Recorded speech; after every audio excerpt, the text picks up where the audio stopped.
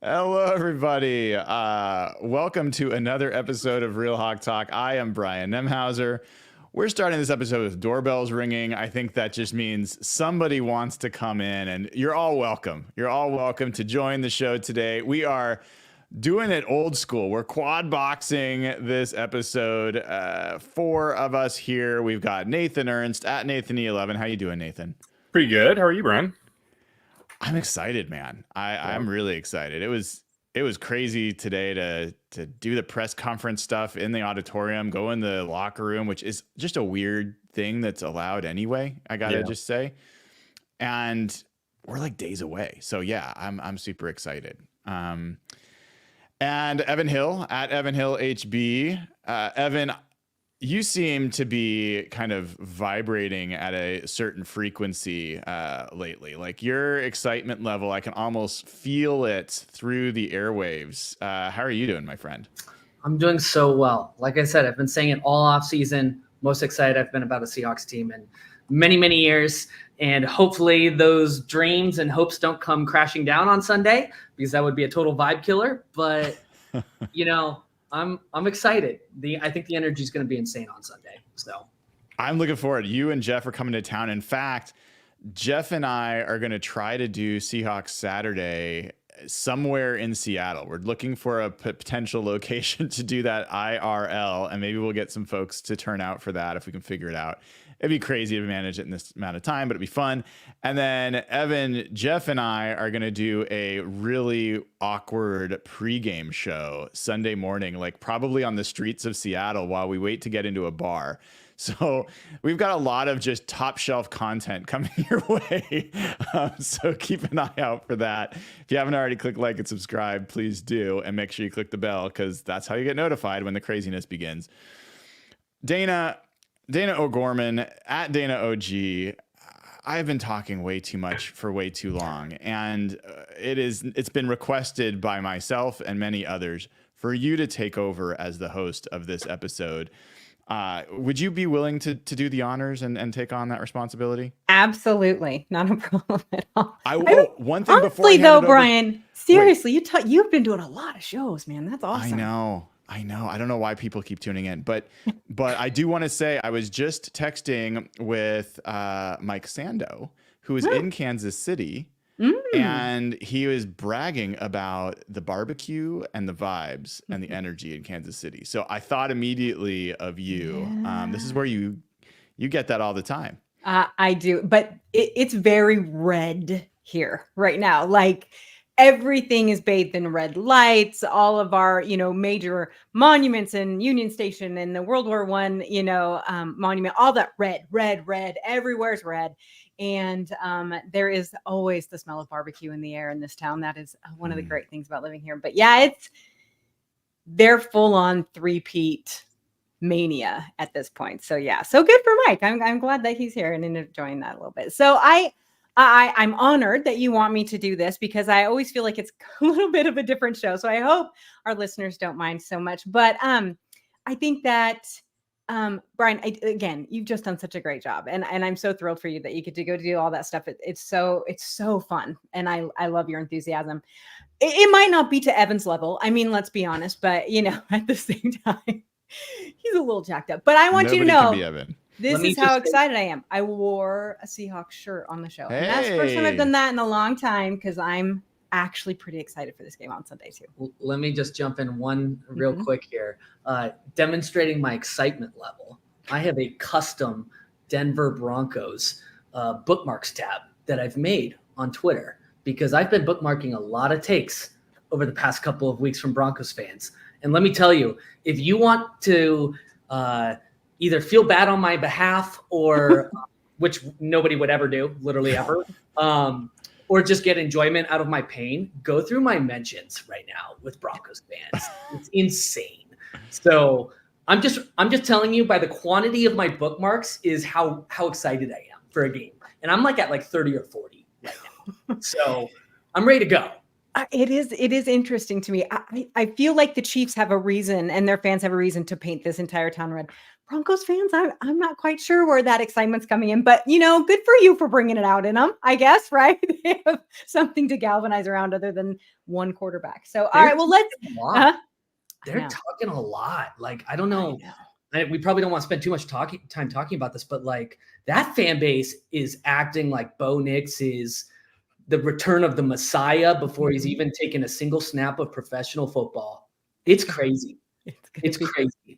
So anyways, it'll be fun to watch him fall. Anyway, sorry, moving on from that. So let's go ahead and start. I want to start with something tonight, if you guys don't mind, because I really want your takes on this.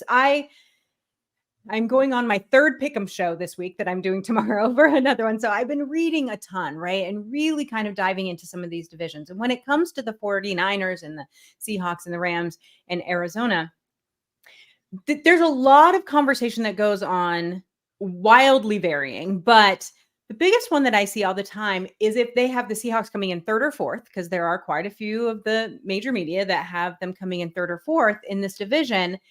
They talk about two things specifically. The first thing they talk about is the offensive line. And they talk about how it's terrible. They really didn't make any, big changes there, all of these things. I want to know, and Nathan, I'm going to start with you. After preseason, after all the practices, after we've gotten the 53-man roster, where do you sit with the offensive line? Because that seems to be a huge talking point. I guess I don't expect a lot out of them, but I don't see an offensive line that's just terrible. Mm-hmm. Like last year's line wasn't any good, and maybe like I've just been watching Seattle offensive lines for so long that I'm numb to how bad they really are. But I don't know. I felt like we've seen much worse performances from lines in the past. I mean, now they did lose some guys. There's been some turnover, but I expect them to be passable. I don't think they're gonna like below average. Sure, terrible. I don't think that's what they're gonna be. Yeah, Brian, where are you at? I mean, I think you've had the most eyeballs on them. Yeah, I mean, that's the thing that's fun here. The fact that I have more access does not make my takes any more accurate. I mean, let's get that out of the way completely. I don't want anyone on this show ever deferring to me for what it's worth. And I don't think I have to even say that because none of you would. But I don't know. I mean, I'm happy to see Connor Williams was not on the injury report. Mm-hmm. I'm happy to hear how Mike McDonald was talking about him today. Sounds like he's going to play. I think that's a big deal. I'm looking forward to seeing Charles Cross out there because before he was injured, he actually was playing pretty well against the Rams. And I want to see if that was like what we're going to get now. And then we're just going to have to see about the rest. I just don't know. It's the biggest question mark. There's no doubt about it to me that the offensive line for the Seahawks is the biggest question mark. Thankfully, there's also some question marks for the Broncos on the offensive line and in the secondary. I think they have more questions than we do. Mm-hmm, for sure. Evan, we talked a lot in the offseason, in the last season, we were talking about linebackers, right? We talked about how we were so worried about the linebackers. And really that has seemed to have changed more now toward the offensive line. Like Brian, is that your biggest concern?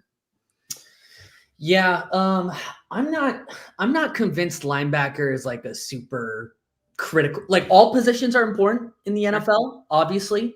But like if you had to stack rank priority of impact and value, linebacker to me is pretty far down there defensively. Like I think edge is far more important. I think corner's far more important. I think safety's probably more important. I'd probably put linebacker at the bottom defensively. But the one thing I'll add on the offensive line here that I just want to call out is like, let's not forget last year when Abe Lucas went down, right? And Jake Curhan stepped up and, he had one good game, I think, against the Lions, but for the most part, really, really struggled and completely derailed that offense's momentum, put a ton of unnecessary pressure on Gino.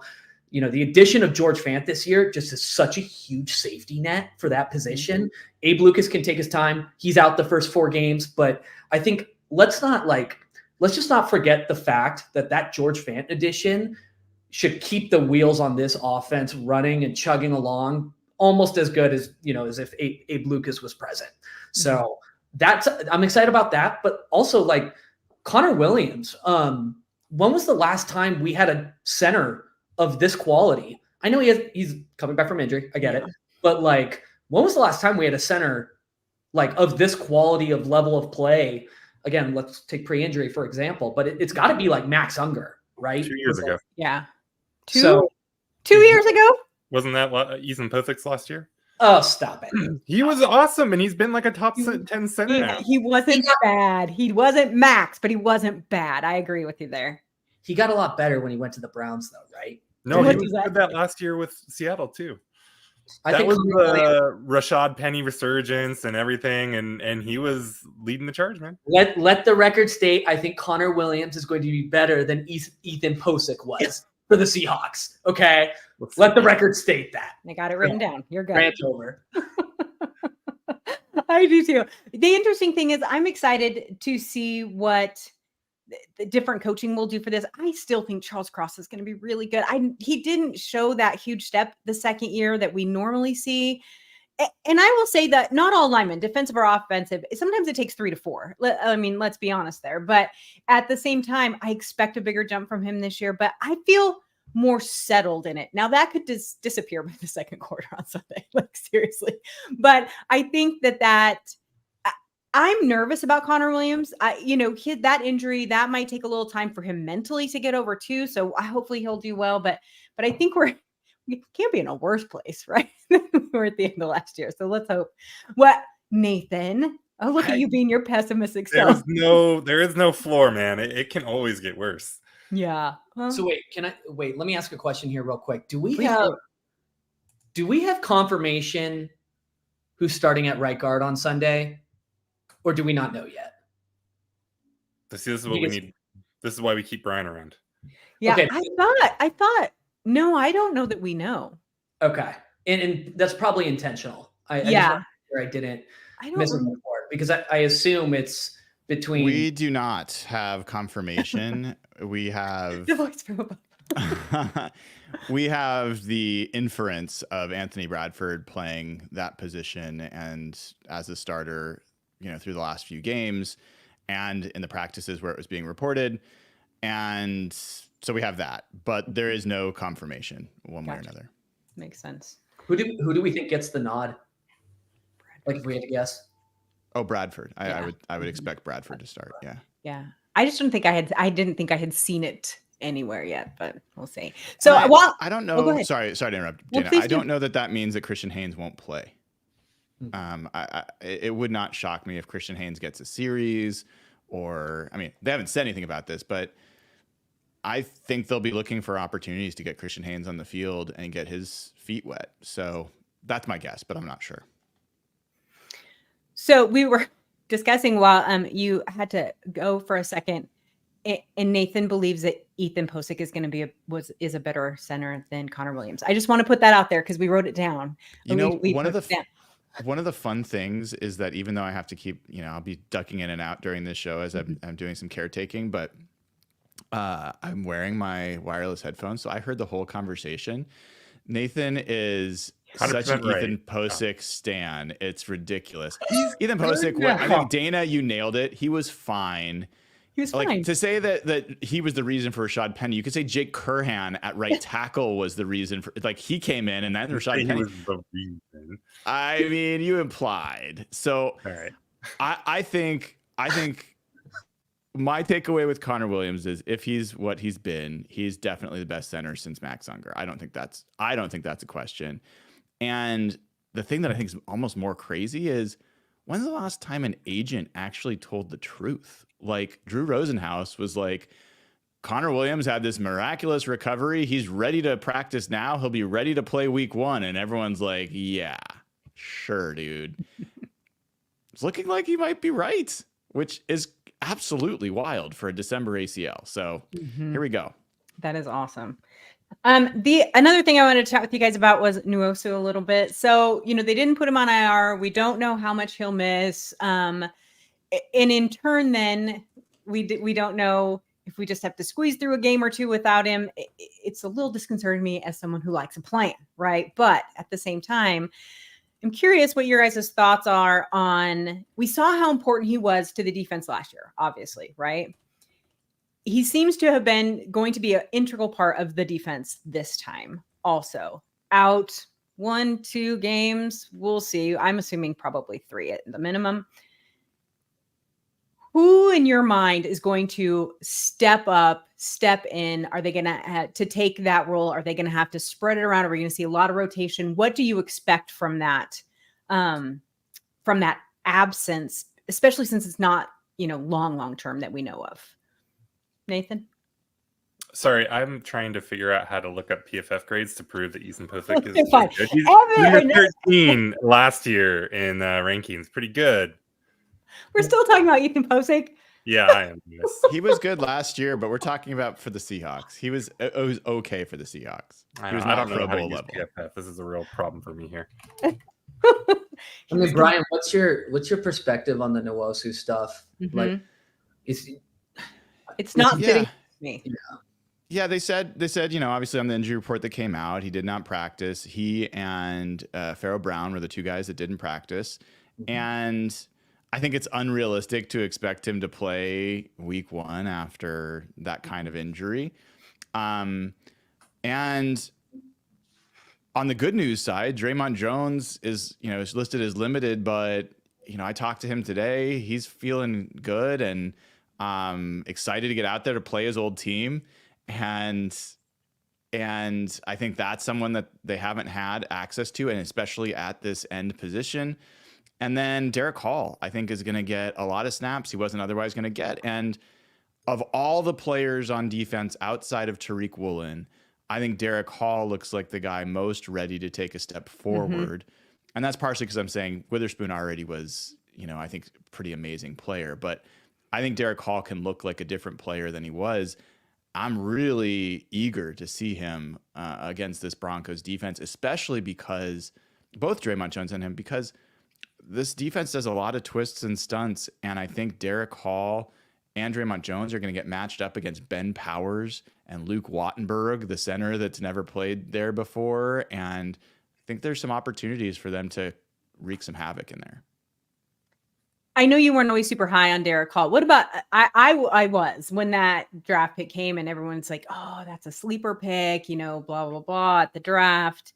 But I have read a lot of people who are like, he looks like a different player under this regime. He looks like he's really kind of found his fit, for lack of a better term, that he's going to move in there well. And once again, those linemen, it takes a couple years sometimes, right? They have to kind of get used to the feel of it. When we look at that defensive line, is there anyone else, and not Byron Murphy, because I think we all expect big things from him, but we also expect him to have some missteps because he's a rookie, right? Like, I mean, we have high expectations, but understandable at the same time. But is there anyone else like a Jones or someone else who you think is going to look very different under this regime? Nathan, Evan, either one of you?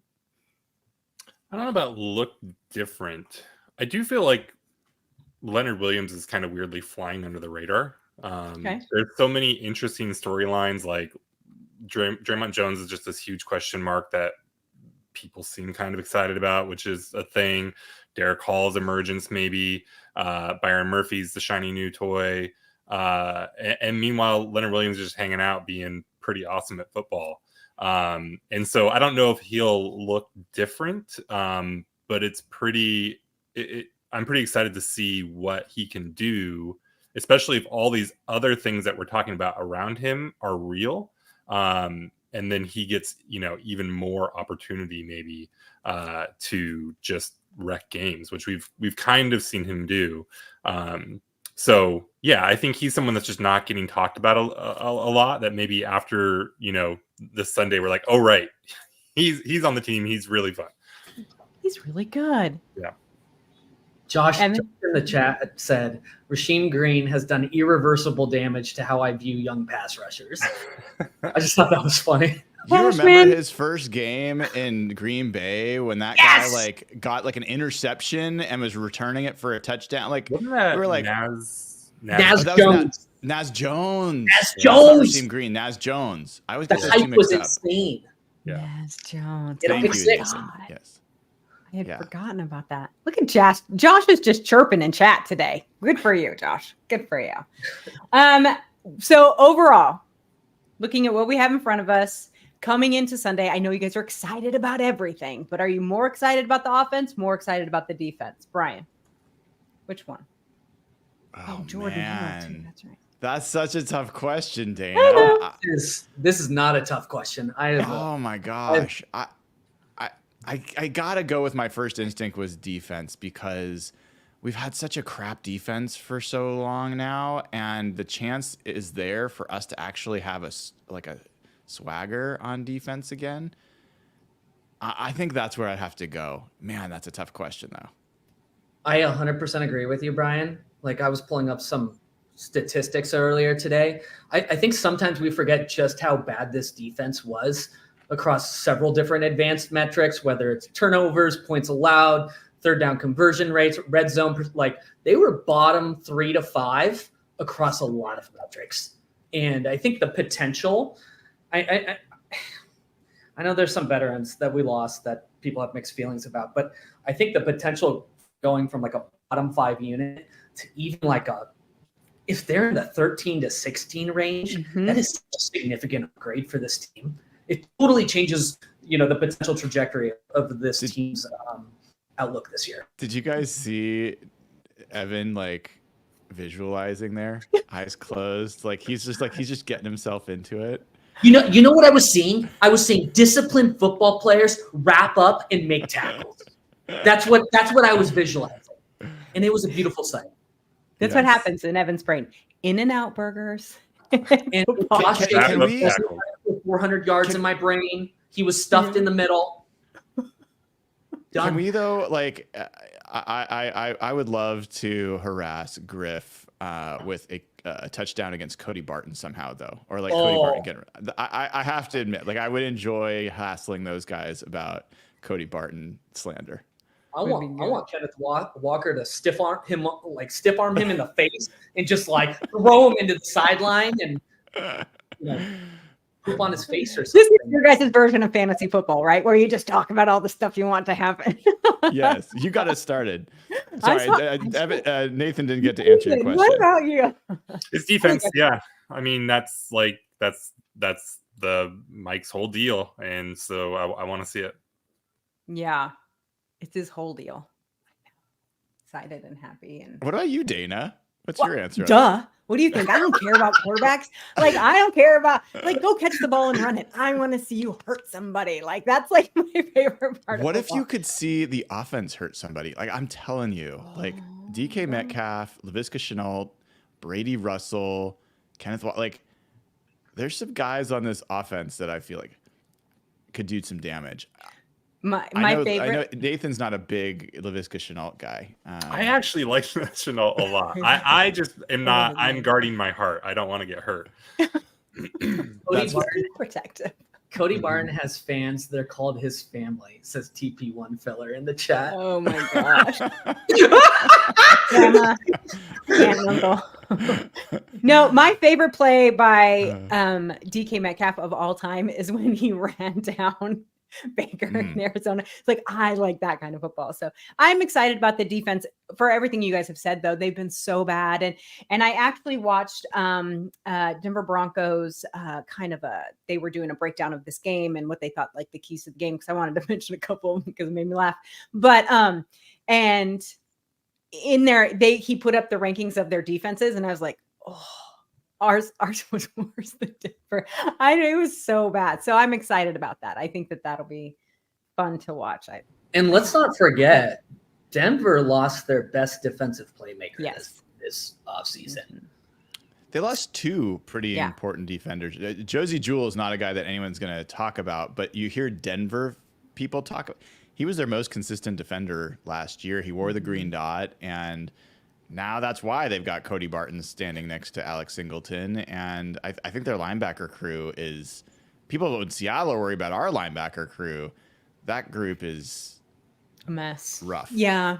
So I think it's interesting, though. Let me say that I think that nobody said offense. And the reason why is because the other reason that they were having Seattle 3rd and 4th was because of Gino. There's still this huge group of people out there who have no faith in Gino. And I wrote some of this stuff down because it was so strange to me. It was like, one argument was, well, are you going to get 2022 Gino or 2023 Gino?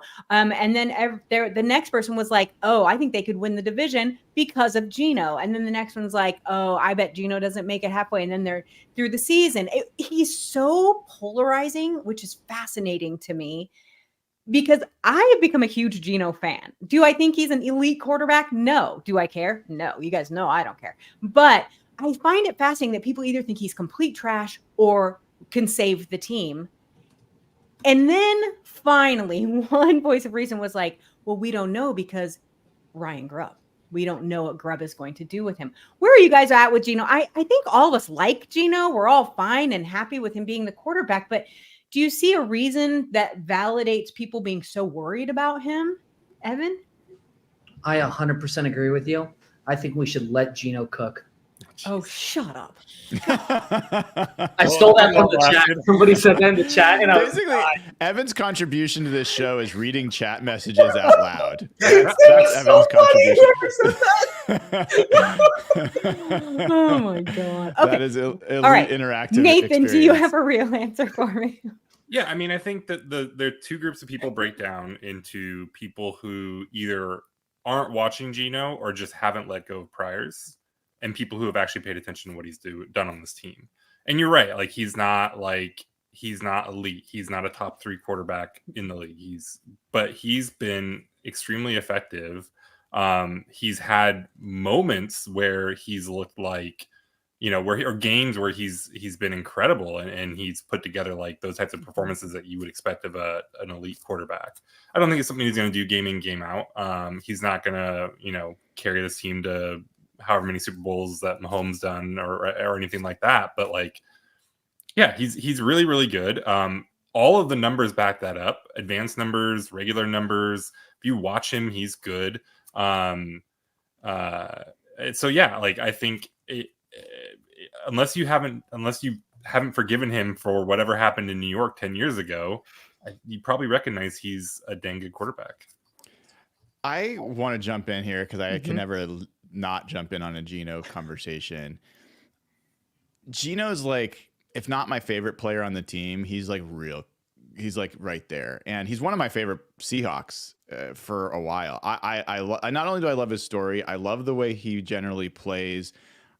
I love the fact that he's such an underdog. I kind of love that people continue to disrespect him because that's kind of Seahawks football. Like that's the whole franchise is people forget about us. They ignore us. They underestimate us.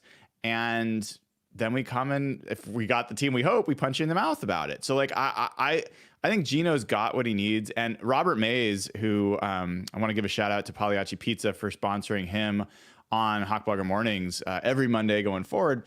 He on the Athletic Football Show, when they did their NFC West preview, he's like, I've been holding this under wraps. I've been waiting to say this. And he's like, I think Geno Smith could have he called it, I think let me make sure I got the right year, the 2021 Matthew Stafford year. This is a guy that in Detroit, there was a number of people that were like, yeah, Stafford's good, but he's not great. Like he can't really lift a team. And he went to LA and he threw for 4,800 yards, 4,900 yards, 41 touchdowns. He did have 17 interceptions. But the new thing, by the way, in the analytics community is interceptions don't matter. Ignore interceptions. If someone's throwing a lot of touchdowns, that's what matters. That's the Josh Allen conversation, I think, largely. But in any event, that's what Robert sees. And he also talked to all of the folks. Like he talked to John Schneider, he talked to Mike McDonald, he talked to Ryan Grubb, and he's like, they don't in that building think he's like a guy they have to put up with. They are like, this guy's really good. And I think primarily Ryan Grubb has been like, I was maybe given the impression that I was going to be having to inherit this guy and like figure it out. I got a real one here. Like this guy is awesome. And I see their rapport, the way they're talking. Like, I mean, I that's why it was so hard to say defense, because I am so excited about what this offense can do. And maybe my favorite outcome for the season, other than a Super Bowl ring, would be to see Gino Smith just shut so many people up. I would really, really love every second of that. Gino Smith MVP odds. I'm looking at DraftKings app literally right now, plus 10,000. Wow. No faith. Would They you have throw? no faith. Would you throw $100 down on that? Yeah. I would. Why not? I might do it tomorrow. You know what's fascinating to me is that, over on Our Turf Football, Lisa, who's on there with us, she does not like Gino. Now, granted, she's a Miami fan, so he was in her division, and I get that, but she has absolutely no respect for him. And even she said that she goes, I have to say, to what Nathan said, I still think of him as the Jets Gino. And I said, well, you need to actually go watch him play. She's like, I'm not watching him play. Like, she just won't do it. So I think that is a huge part of it, is the priors part of it. But what I think is so funny is that even the analytics nerds, they won't even look at his numbers and give him the credit for what he deserves. And so there was this one thing I was watching that this is the one that was asking for which Gino we were going to get, said that, but do you even think that Gino will be their quarterback next year? And both of the guys on the show were like, nah. I'm like, are you kidding? Do you know how much quarterbacks cost now? They're going to keep him as long as they can and as long as he's doing well. So I like Gino, and I think that I think it's going to be fun to watch him in this Ryan Grubb offense to see how different it is and what it kind of looks like. And maybe it'll suit him, really well. Who knows? And of course the line matters too. I've been seeing that a lot in chat. Yes, the line for Gino makes a huge difference, obviously. But to drive Nathan crazy, do you know what else was said today? Guess what Grubb's offense is going to be based on? You guys will never guess. I bet you've never heard this before. The run game. He's like, yeah, we're going to run this ball. And I was like, wow, that's foreign to Seahawks fans. No, it's not. Nathan, did your head explode? Were you sad? No, but Liar. I mean, it does make me nervous. I think it's just talk, but it does make me nervous. Wait. This is the guy that was radicalized into saying that Kenneth Walker is going to rush for 2,000 yards. Like, that was just like a week ago. I mean, they were talking about how special he is, and he is very fast. So, I mean, like, yeah, I mean, there's two. Yeah, I would love to see it. It would be fun. I am worried though that they're like, or that he'll get hurt and then just run Charbonnet into a wall constantly. You see this? This is like giddy Nathan. He is like fighting with himself, like the little devil and angel on each shoulder about the run game. Even Nathan's getting excited about the run game. Hell is frozen over officially. It has the potential to be highly effective and highly efficient this year.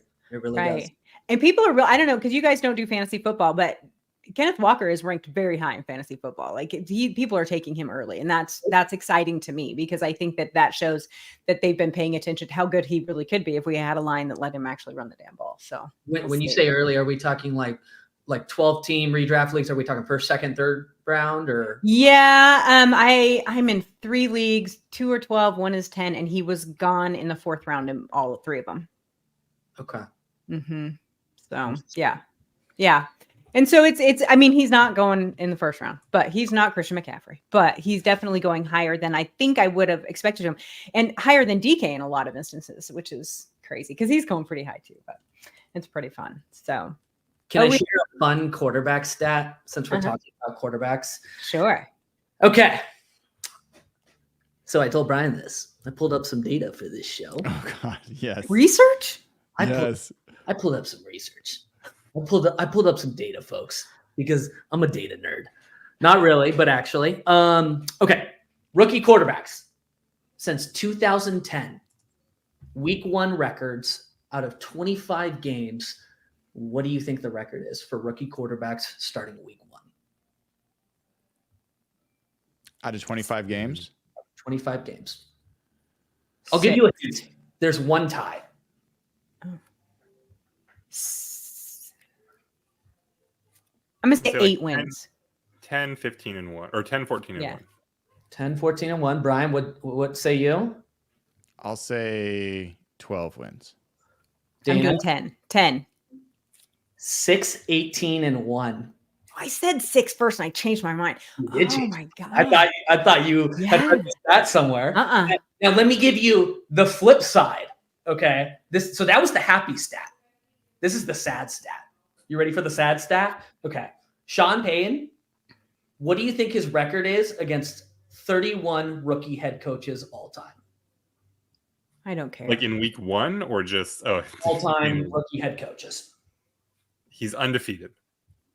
He's 23-8. Wow. Yeah, but he's an ass, so it doesn't matter. I would agree. I'm just sharing the stats. So those That's are interesting. Well, the Saints I were heard- really good for a long time. So I heard Brian giving the Broncos some some bulletin board material today in the after practice report. Sounds like Mike's got Sean Payton figured out. He's been around too long, and Mike McDonald's got him solved. I think the irony is that I couldn't remember the phrase bulletin board material. So that was really painful to be a part of for everybody. But I do think it's interesting that, I asked Mike McDonald about Sean Payton, and he's like, it's the Sean Payton offense. And he wasn't saying anything derogatory, but the implication is this offense has been, it's the same thing. And he knows how he likes to run it for years. So in some ways, Mike McDonald has it easier in this first game because he's not facing someone where he doesn't have any idea what they're going to do. Mm-hmm. He feels at least like he's got a pretty good idea of what this offense is going to look like. And that gives him a chance to game plan probably a little bit better than if he was facing like a rookie head coach. I remember when the Seahawks faced, Zach Taylor? Was he the guy who was the Bengals rookie head coach? Zach Taylor. Mm-hmm. And they came in and they were 6-point underdogs to the Seahawks, I think in like 2019 or something like that. And the Seahawks beat them by 1 point. Like it was much closer than we wanted it to be. So I don't know. I take some solace in the fact that McDonald at least thinks he knows what he's going to be getting on Sunday. Definitely has the edge on that because Peyton will have absolutely no idea, right? Should I just come to the show every week with a happy stat and a sad stat? Yeah. Bring some value, dude. You got to do it now. Awesome. All right. You know what, guys? It's time for Patreon chat or Patreon questions. You guys love this. So while I look them up, Brian, give them the spiel. Well, I will also say, Corey Coleman, thank you for the super chat. How heartbreaking would it be for Denver fans if DK torches Pat Surtain after his new contract? Agree. And thank you for the super chat. John Reed, thank you for the super chat. Just says go Hawks. Love it. And yeah, if you haven't already signed up at patreon.com/hawkblogger, now's the time to do it. Get access to the Slack channel where the conversation it continues and lots of great stuff. You get access to all the audio versions of Hawkblogger Mornings and the emergency pods. So patreon.com/hawkblogger. Plus, you get to ask us questions each week like Dayna is about to do. All right. So this first question is from Hawks fan Matt Mann. He says, one of Pete's big tenets of football was keeping things close for the first 3 quarters and winning it in the 4th quarter. Do we yet know McDonald's philosophy in this regard? Personally, I wouldn't mind a couple of games where we just kick the, and he put expletive deleted, thank you so much, out of the opponent from the first whistle to the last. Evan. Did we not get a flagrant Mike McDonald quote on this like a few weeks ago? Because I remember making some spicy tweets about this.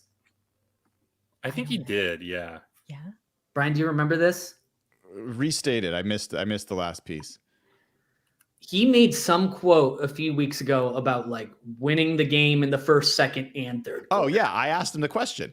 You did. Okay. Yeah. Yeah. So he's like his axiom was that he got from Harbaugh was you either start out ahead or you start out behind. Like there's 2 ways a game can start. So like, it doesn't really matter. You want to start well, you want to end well, and you want to play well in the middle. So he was completely the opposite of Pete in that regard. He did not place emphasis on any one part of the game. Love that. So there's your answer. All right. This next one from Troy. He says he's a Byron Murphy enjoyer. So that's fun. It says, who's your pick to click for a Hawks? Oh my gosh. He gave me a tongue twister. Who's your pick to click for Hawk that will rock? I'm sorry. He says this week. He says Gino will throw for 275 and 3 passing touchdowns. Nathan, who's your pick to click for the Kenneth Hawk to Walker. rock? Kenneth Walker is going for 200 yards. Oh my 50,000-yard campaign off right. Yeah, I'm doing it. I'm calling the shot. That okay. That you are a conundrum, sir. Okay, so then we go. All right, so we have Sam Brown. Evan, this one's for you, honey. Will Jason Myers miss any kicks on Sunday? If yes, how many? Simple answer, no. I know. Okay, what about the rest of the real world? I'm going to say 1. I think he hits a 60-yard field goal on Sunday. I'll just say this. If somehow he contributes to a bad outcome, we're going to have words. We're gonna have words. In a game, though, where Seattle's going to win like 34-6, but he misses a field goal and 2 extra points or something stupid like that, and it just doesn't matter. But it'll be nice because it'll give us something to be angry about. Yeah. That would be fun. I'm all for that. I'm just telling you, as a little teaser here, I've got some fun Jason Myers content ready. Oh God, I'm so scared. Okay. I'm prepared. All right. So this one is from Colin. Brian, I'm going to give this one to you. It says, I need help unwrapping the Draymond Jones mystery. What's Coach Mike's plan for him? And why are you, Brian, so high on him in his sack prediction? Yeah, this was a whim when I predicted him to lead the team in sacks. I kind of looked at all the different players, and he's listed as the starting rush end, which in like Pete's defense was kind of the Leo, the one that's the Chris Clemens, the designated rusher. I would have thought he would have been on the other side, kind of the 5 tech, the one that is over the tight end and dealing with that. So the fact that he's listed there is 1. The fact that they've talked about him throughout the offseason is 2. The fact that he can play, he's one of the guys that literally can play across any of the positions on the line inside and out is 3. And just his like, he's experienced and he's got power, and he has a little bit of the Jadeveon Clowney size relative to guys like Derek Hall or Boye Mafe. So it's just a total hunch that this might be their best kept secret, and we might start to see that show up. And man, if it is, it would be a really big deal for sure. That would be amazing. I would love that. All right, Jason A. Who is the next current Seahawk to get an extension? And do you think it'll be before the end of this season? Evan, I'm going to give that one to you because you usually do cap stuff for us. Most likely player to get an extension before the season ends. Mm-hmm. You know who could be like if DK Metcalf really has a crazy year? I mean, he's only got 1 year left on his deal. Is there just one? I wasn't sure how much was left. Beyond this year. Yeah. So, I mean, maybe DK. I'm trying to think of like who else would be like a significant candidate. Yeah, who are the guys in the last year? Because they won't do it unless you're in the last year, right? Or entering the last year. Yeah. I just want you to know I'm getting a lot of pressure to arrange an interview between Evan and Jason Myers on Hawk Blogger Mornings.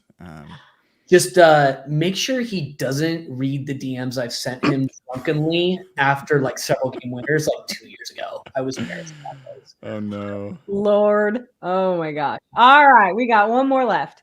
And this one is from Chris Bailey. What is the plan at nickel corner? Is Spoon moving inside or will he remain outside? Who is the first option if Spoon remains outside? Nathan?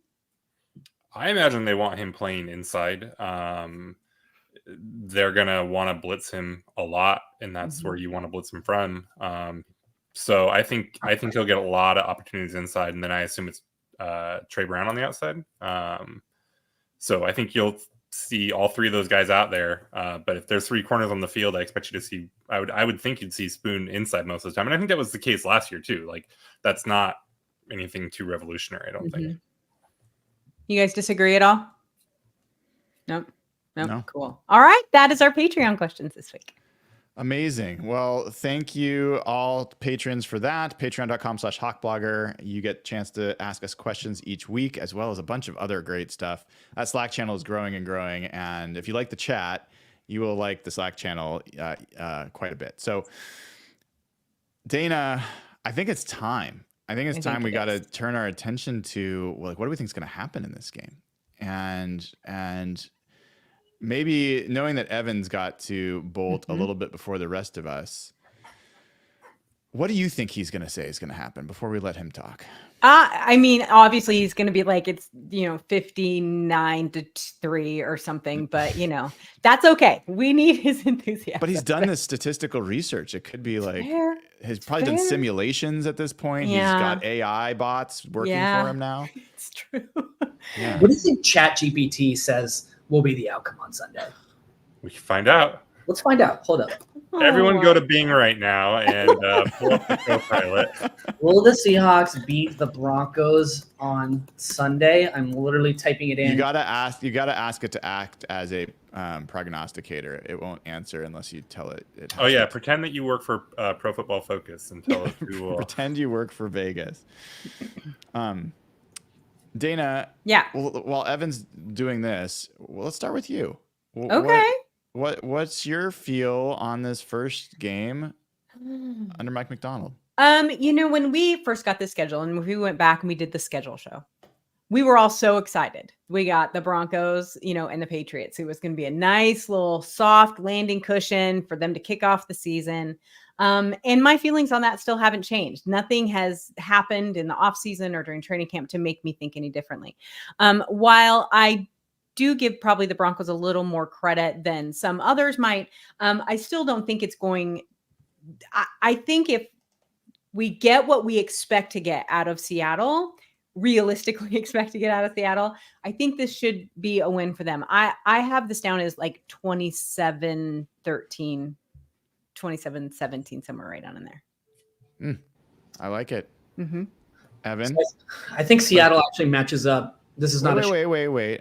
Before you were doing ChatGPT. Did you get an answer? Yes.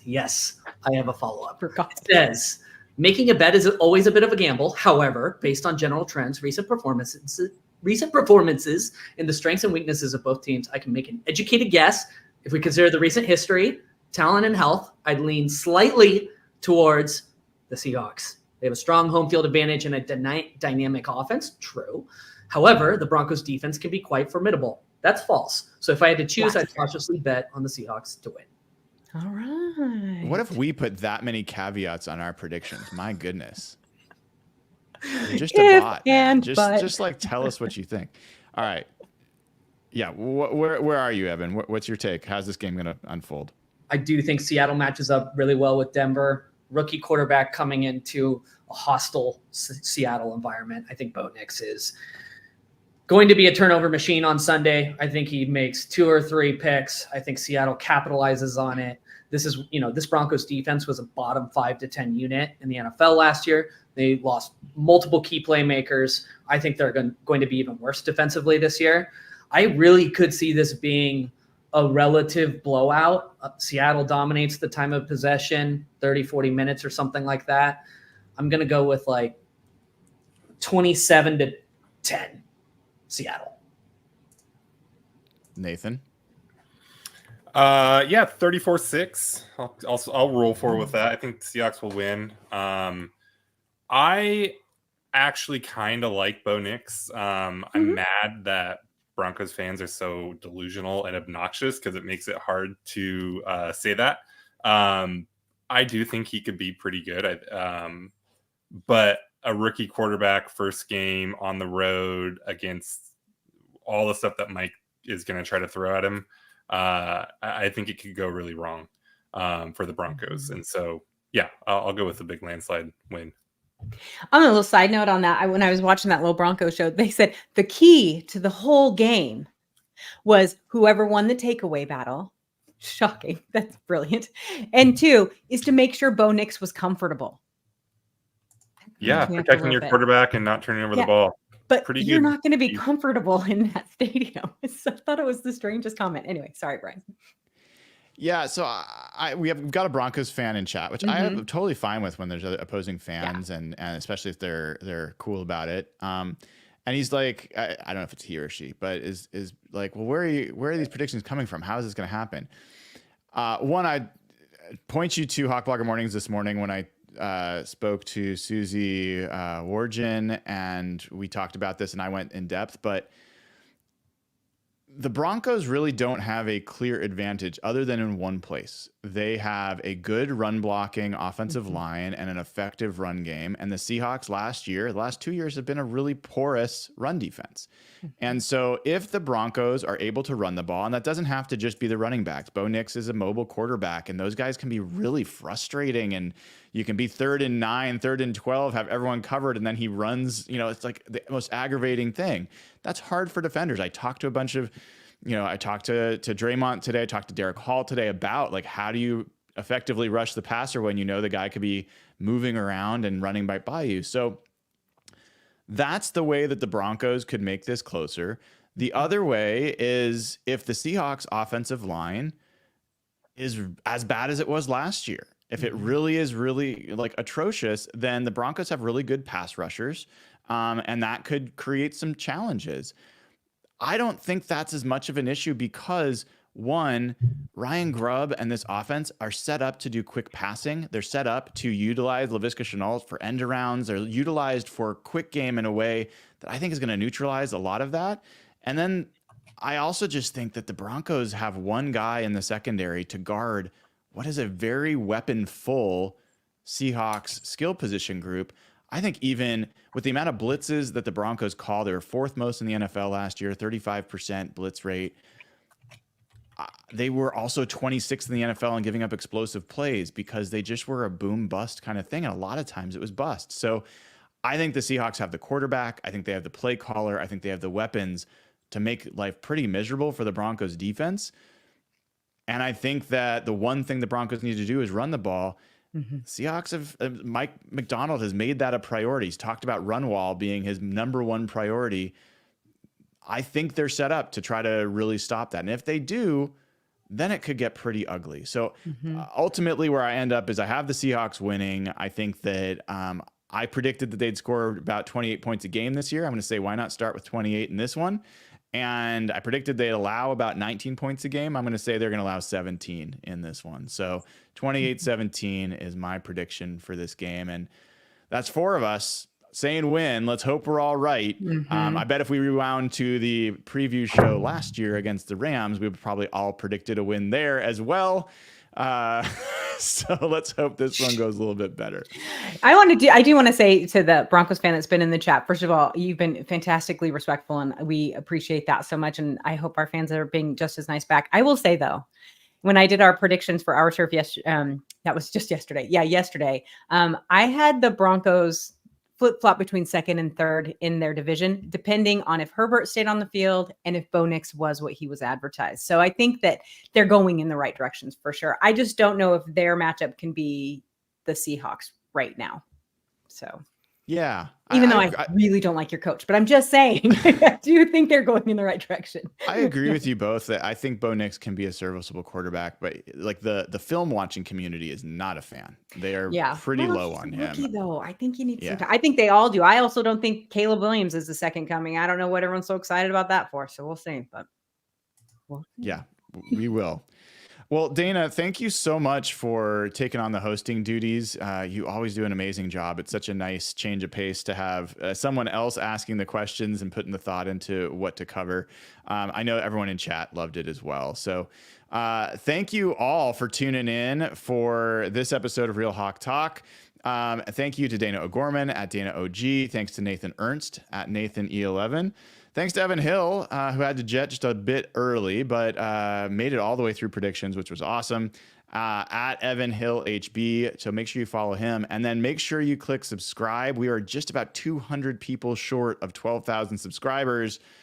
We all know that 12 would be a lucky number to reach before Sunday. So let's see if we can get there before Sunday. And thanks everyone for tuning in. So click subscribe, click like, and we'll see you all tomorrow morning for Hawk Blogger Mornings. Take care, y'all.